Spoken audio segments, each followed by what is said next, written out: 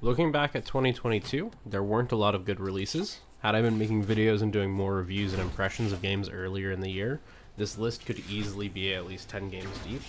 Fortunately for all of those games, I've only just jumped into this. With that, let's jump into my top 3 worst games of 2022. Number 3, Elex 2. Much like Steel Rising on my most forgettable games, the first entry here didn't end up on this list by what it was, and ended up here more by what it wasn't. If we looked at the game in isolation, it's definitely middle of the road, but this one hit different for me, earning a spot on my worst games of 2022. I absolutely loved Elex, and this game just felt like a heartbreak as a follow-up. The entire game feels uninspired. The combat seems fairly unchanged. If the rest of the game had been good, this would be fine with me, but clearly that wasn't the case. The dialogue has no heart. There was a lot of tone issues in the first game, but it's not really about just that. A lot of the dialogue here seems like it's just cardboard cutouts of what people should or would be saying. The map also feels barren. It's a large map filled with different things, but none of those things are exciting. There's only a handful of spots that were fun to come across, but those fun finds are so diluted by the rest of the map's dull contents. The general themes that were in the first game are still there for the map, but having headed more eastward, we lost all the recognizable areas, and nothing fun really popped up to replace it. All in all, this is a bad bunch of parts, and the sum of them is really just disappointment. By far the biggest problem with this game is that it's making me retroactively critique Elex. Somehow this game may actually ruin another game I really enjoyed with the issues that it has. After Elex 2 flopped for me, the last Aura Crew was supposed to fill that Eurojank sci-fi fantasy niche for me, but even that looks like it's turned out to be a disappointment. If that's your thing, if that's the setting you want, 2022 is just a bad year, I guess. Number 2, Miraculous, Rise of the Sphinx. Oh boy, where do you even start? I'm not sure how you get by charging $60 for this. This game is unacceptable. Yes, it's a game I bought for my daughter so that we could play, and I didn't just buy it once, I bought it twice. Once on PC so we could play together, and again on Switch so she could play by herself. The game is incomplete no matter how much you charge though. I expect simple from a game designed for kids. That isn't the problem. The issue I have with this is that when you do simple, it has to be polished, and this game is anything but. Falling out of the map is almost easier than playing the game. Being player 2 is probably the worst experience you could have. Fuck me. Being player 2 is probably the worst thing that you could do to someone with how zoomed in the camera is on player 1, and every time you get out of frame as player 2, it forces you to respawn. On top of that, the game is just incredibly short, and it's mostly padded out by these long text dialogue segments with plenty of spelling and grammatical errors. I think this game definitely should have had full voice acting in it as well.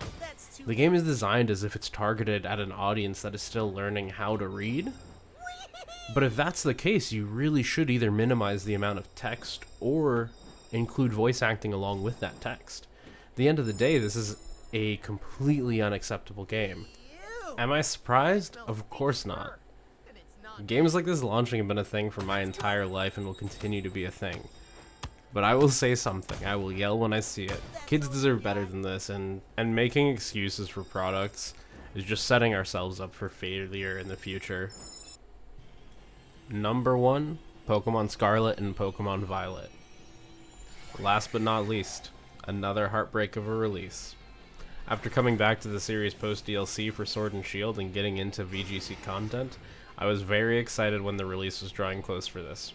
I've been a good little boy all year. I bought all the other Pokemon games and sat there patiently waiting for Scarlet to come out. And this is what I got.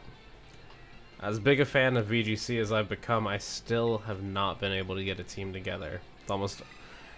I was going to say with almost, but at this point, I've continued to play on and off after I've made notes and written this. I've got over 120 hours in the game. This has been the most incredibly frustrating game I've played all year. Given the fact that when I was playing Pokemon Showdown, I really enjoyed the current metagame for Pokemon, there are no real words to describe my disappointment for how difficult it is to actually get into the ladder and play with the intended team. Even once you get your team built, changing it ever again will be an entire endeavor in and of itself.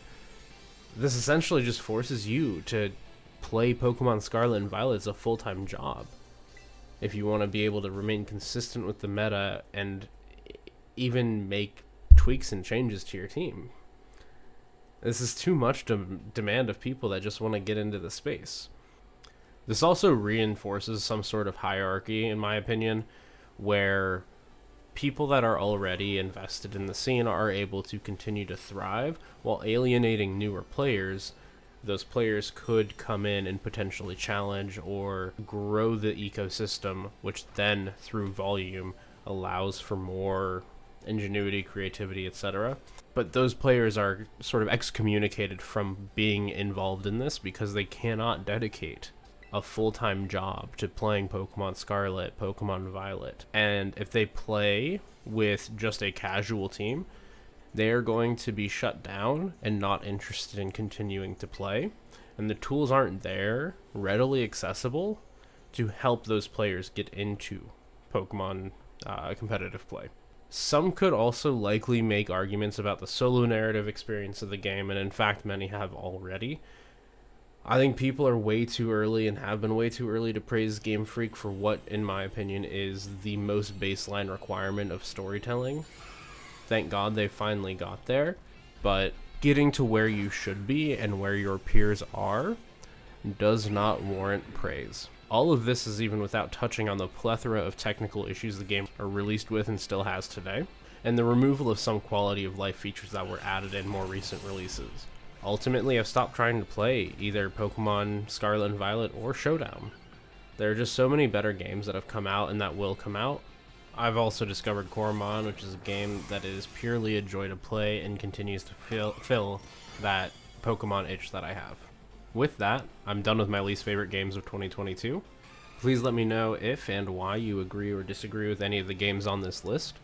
The first few months of 2023 are looking like it's going to be way better than the whole of 2022. Fingers crossed. Hopefully on Friday I'll have my best of list out, and then next week I can get a video out with the games I'm currently most excited for in 2023. Thanks so much for watching. If you've enjoyed the video, please leave a like. If you think it sucked, leaving a dislike is fine too. If you'd like to see more videos as they come out and as I continue on this journey, please subscribe.